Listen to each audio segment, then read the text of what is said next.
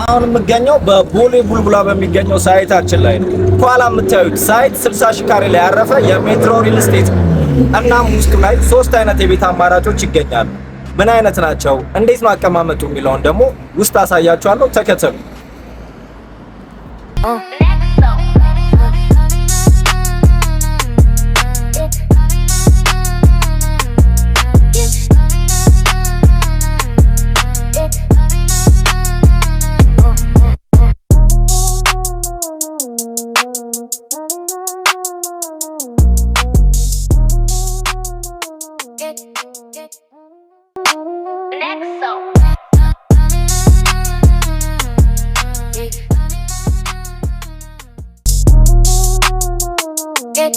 Get